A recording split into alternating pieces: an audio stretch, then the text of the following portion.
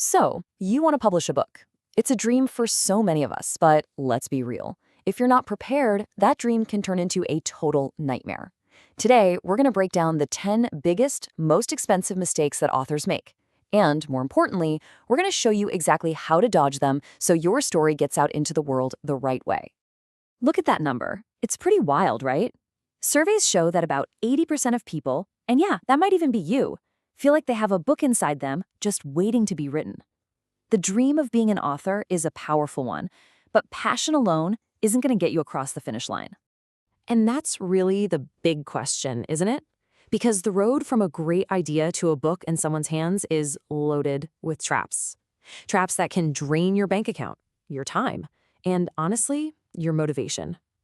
Messing this up doesn't just cost you money. It can cost you the dream itself. And listen, this isn't just some made-up scenario. This is a real quote from a real author who got tangled up with a predatory publisher. I mean, can you imagine? It's a heartbreaking story, and it just goes to show you how high the stakes really are. That's why we have to get this right from the very start. Okay, so let's start where every book should, the very beginning. The first group of mistakes, they all happen during the foundation stage, way before you're even thinking about printing.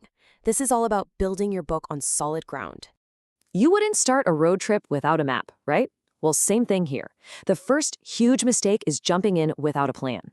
You need clear goals, a budget that's actually realistic so you don't end up in debt, and you have to commit to learning the business side of things. If you treat this like a serious project from day one, you're so much more likely to succeed. Okay, this one's a biggie. A lot of new authors think, oh, my cousin was an English major, I'll just have her read it. No, that's not enough. Your friends and family love you, they're biased. They don't know the market, and they aren't trained to fix the deep-down story problems. A professional editor isn't a luxury, you guys. It's an absolute necessity. And here's why it matters so much. A pro editor knows your specific genre. So if you're writing a children's book that rhymes, they're the ones who will save you from the rhyme and meter police. And trust me, those people are all over the bad reviews. A pro editor takes a story that's pretty good and helps you polish it until it's great. We really do judge a book by its cover. And for children's books, the illustrations are the story. But even for a novel, the cover design is the first thing that grabs a reader's eye.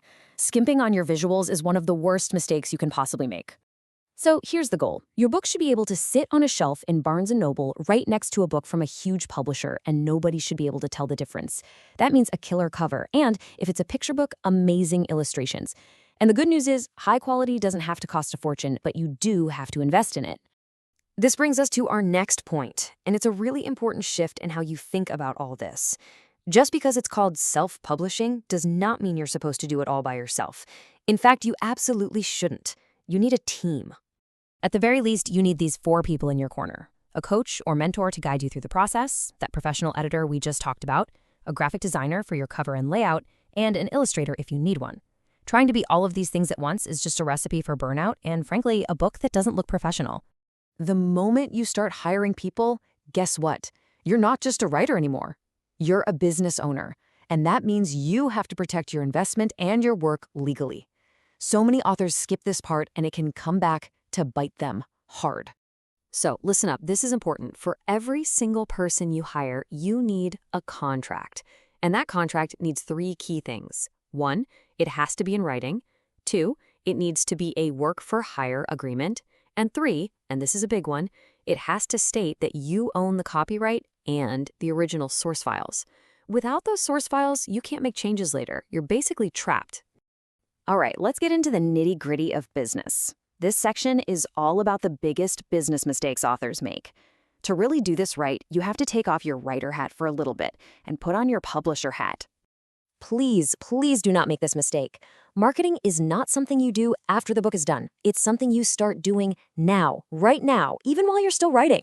Start building your audience on social media. Start connecting with people. By the time your book is ready to launch, you should already have a crowd waiting for it. And now, we need to talk about the single most dangerous, most expensive mistake of them all. This is the trap that the author we mentioned at the beginning fell into. Falling for a predatory publisher can absolutely wreck your dreams and your bank account. So what exactly are they? Well, a predatory publisher, sometimes called a vanity press, is a company that pretends to be a real publisher, but they charge you, the author, thousands and thousands of dollars. See, a real publisher pays you. These companies make all their money from authors, not from actually selling books. Luckily, there are some huge red flags. Be super suspicious if a publisher contacts you out of the blue. If they ask for insane amounts of money, we're talking $20,000, $30,000 or more, run. And if their contract says they own the ISBN or the rights or that they won't give you the source files, it's a hard pass. Always, always check with watchdog groups before signing anything. I mean, just look at this. It puts it all in perspective. Hiring your own team to self-publish correctly will be an investment, for sure. But falling for a predatory publisher, that could cost you 5 or even 10 times as much, and you end up with a bad book and no control. The choice is pretty clear, right? So we've talked about planning, quality, your team, and those business traps. But the number one costliest mistake you can make? Well, it actually has nothing to do with money. It's all about your mindset. That's it, plain and simple. The biggest mistake is just giving up, not finishing the book. Or maybe you publish it, but then you give up on the hard work of actually getting it out there.